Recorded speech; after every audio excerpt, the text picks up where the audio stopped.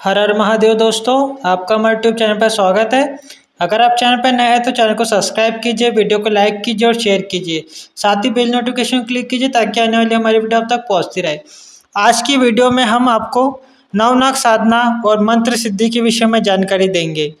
ये नवनाग साधना क्या है, क्यों करनी चाहिए, क्या फ़ायदा है और कैसे करें, सारी जानकारी आपको वीडियो में देंगे।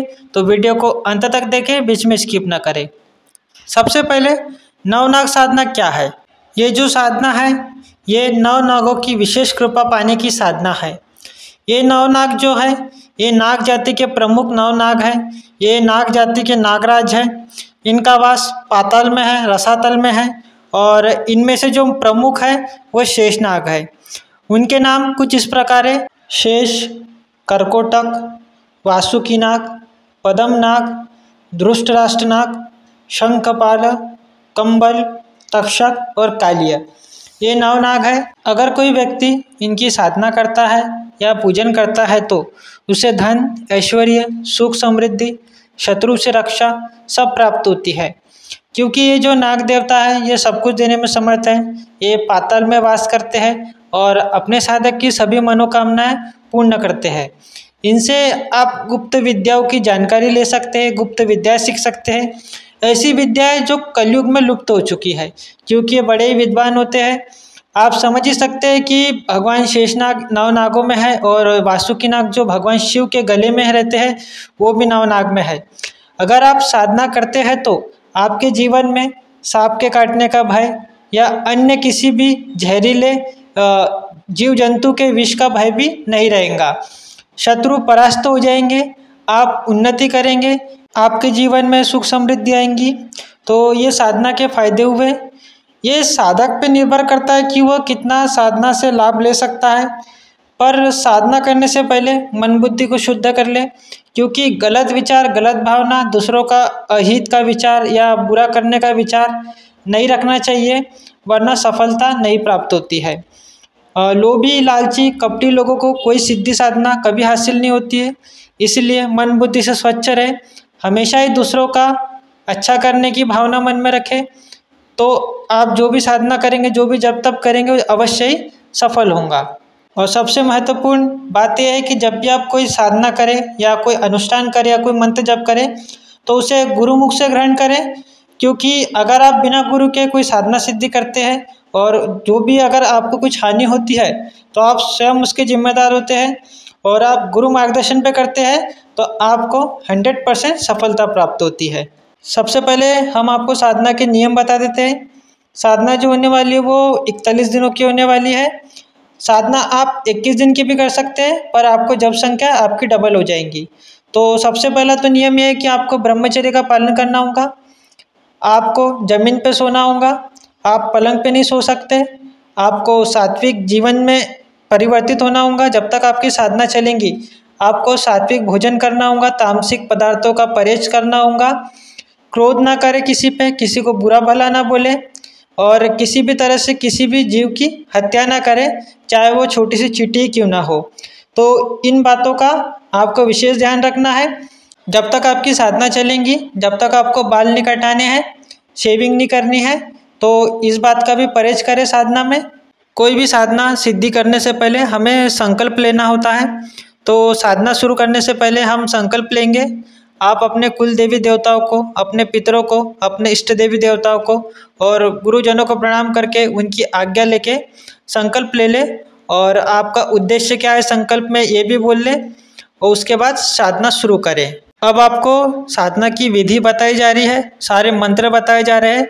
सारे मंत्र डिस्क्रिप्शन बॉक्स में लिख दिए जाएंगे, केवल आप अभी ध्यान से विधि को सुनिए।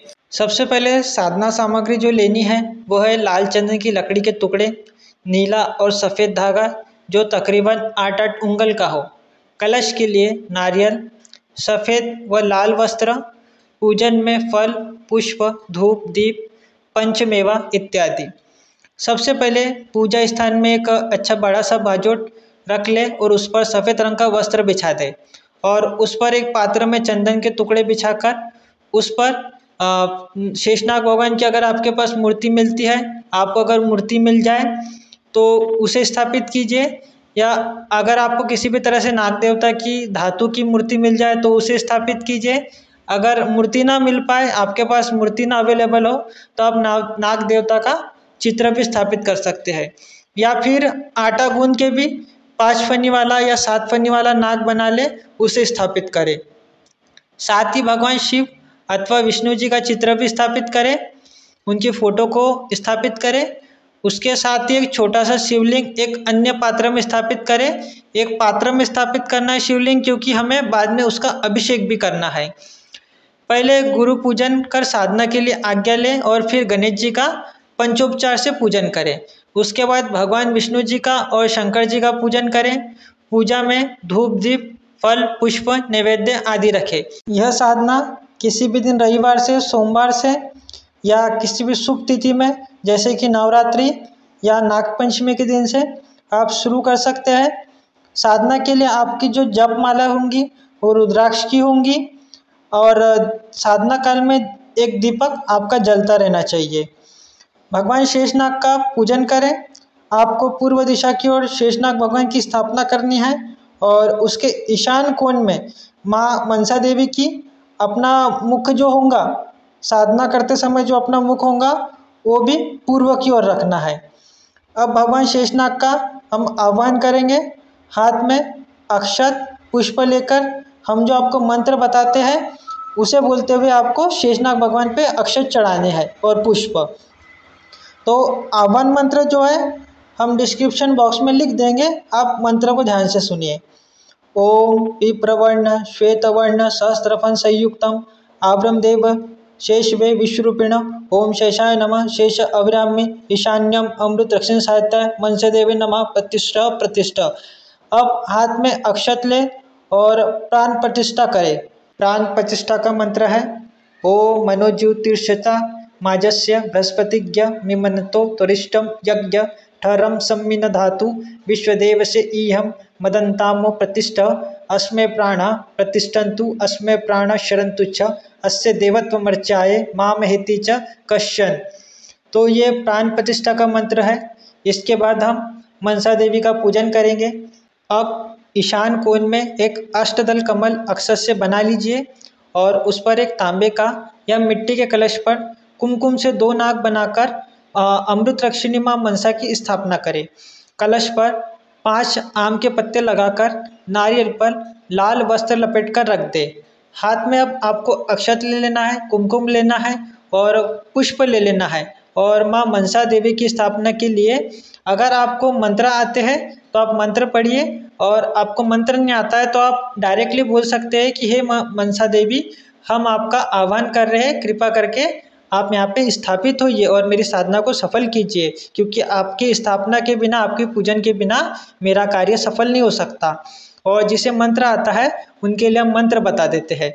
ओम अमृत रक्षिणी साहित्याय मनसे देवे नमः प्रतिष्ठा प्रतिष्ठा। अब हम माँ मनसा का पंचोपचार से पूजन करेंगे।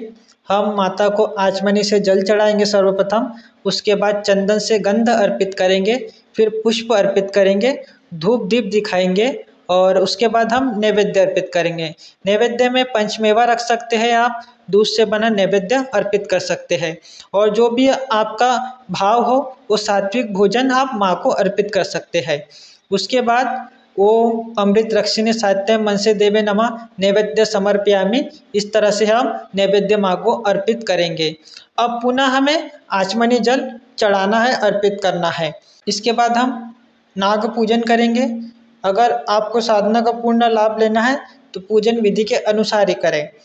अब नीला और सफ़ेद धागा शेषनाग भगवान को अर्पित करेंगे। यह धागा उनकी पूंछ के तरफ ही अर्पित करना चाहिए या चढ़ा देना चाहिए। ये जो पूजन विधि हमने आपको बताई है ये आपको रोज नहीं करना है। एक बार आह्वान होने के बाद, एक बार स्थापना होने के बाद आपको चौकी का स्थान परिवर्तित नहीं करना है और ना ही कलश को आपको अपनी जगह से हिलाना है। जब तक आपकी साधना चलेंगी उतने समय तक ये अपनी जगह पे ही स्थापित रहेंगे। अब हम आपको साधना का मंत्र बताने जा रहे हैं जिसे आपको रोज नित्य जपना है। आप अपने सुविधा के अनुसार सुबह शाम जप सकते हैं, आप ब्रह्म मुहूर्त में जप सकते हैं, आप रात्रि में जप सकते हैं, आप दिन में जप सकते हैं। तो आपको प्रतिदिन लगभग 29 माला का जाप करना है मंत्र का, जो हम आपको मंत्र बताएंगे नवनाग मंत्र, तो उसका आपको प्रतिदिन 29 माला आपको जप करना है। आप आधा सुबह भी जप कर सकते हैं या रात में आधा कर सकते हैं, आप अपनी सुविधा के अनुसार जप कर सकते हैं। तो अब आप मंत्र को ध्यान से सुनिए। मंत्र है ओम नव कुलाय विद्महे विषदंताय धीमहि तन्नो सर्प प्रचोदयात्। एक बार फिर से आपको सुनाते हैं मंत्र, ओम नवकुलाय विद्महे विषदंताय धीमहि तन्नो सर्प प्रचोदयात्। इसी मंत्र का आपको प्रतिदिन 29 माला जप करना है। और क्योंकि कोई भी मंत्र हो, कोई भी साधना हो, अगर आप जब तक 1.25 लाख का जप नहीं करते, जब तक वो जागृत नहीं होता है, जब तक वो सिद्ध नहीं होता है। और साधना के बाद जब आपका जाप पूर्ण हो जाए तो आपको दशांश हवन करना होता है इसी मंत्र से। मंत्र के आखिरी में सोहा लगा के आहुति देने को दशांश हवन कहते हैं। अगर आप हवन किसी कारण से ना कर पाए तो उतना ही जाप कर लेना चाहिए। जब आप नित्य प्रतिदिन में आप अपना जाप पूर्ण कर ले निर्धारित माला, तो उसके पश्चात जो हमने शिवलिंग की सर्वप्रथम स्थापना की थी, तो अब उसका हम पूजन करेंगे। पूजन में आप पंचोपचार से पूजन कर सकते हैं, पंचामृत से अभिषेक कर सकते हैं। अगर इसकी व्यवस्था आपके पास ना हो तो केवल जल चढ़ाते हुए नमः शिवाय का जाप कीजिए। उसके बाद आप शिव कवच का जाप कर सकते हैं। और इसके बाद आप चाहे तो अगर आपके पास समय है तो आप अवश्य ही सर्प सूक्त का पाठ अवश्य करें। अगर आप अपने मंत्र जप के बाद सर्प सूक्त का पाठ करते हैं तो बहुत ही ये लाभकारी होता है, आपकी साधना बहुत ही जल्दी सफल होती है। इसके बाद जब आपकी साधना पूर्ण हो जाएंगी 41 दिनों की, तो उसके दूसरे दिन आप नाग की आकृति अगर आपने आटे से निर्मित की है या अन्य किसी तरह से आपने नाग देवता की जो पूजन सामग्री का आपने स्थापना की थी, जो नारियल स्थापना की थी, वो किसी नदी में जाकर आप जल प्रवाह कर दिए। समस्त पूजन सामग्री जो साधना में पूजन किया गया है, वो फूल आदि सब कुछ आपको जल प्रवाहित कर देना है। कलश का जल जो है वो घर में छिड़क दीजिए या किसी भी शुद्ध पौधे पर आपने घर में ही डाल दीजिए। इस प्रकार ये साधना पूर्ण हो जाती है। इससे धन प्राप्ति के मार्ग खुल जाते हैं और अगर आपके ऊपर कर्ज है तो वो भी दूर हो जाता है। और जो आपने साधना में फोटो प्रतिमा यूज़ की थी या भगवान नाग देवता की पत्थर की मूर्ति की आपने जो पूजन अर्चन किया था, उसे वापस से अपने देव स्थान पे आप स्थापित कर दीजिए, जिससे कि आप प्रतिदिन उनका पूजन अर्चन कर सके। ये जो साधना है वो अप्रत्यक्ष साधना है, मतलब इसमें जो नाग है वो प्रत्यक्ष रूप से नहीं आते हैं। अप्रत्यक्ष रूप से जो सिद्धि है वो आजीवन आपके साथ चलती है, सदैव आपके साथ रहती है और सदैव आपके उन्नति के कार्य करती है, आपकी रक्षा करती है। तो अप्रत्यक्ष ये साधना है।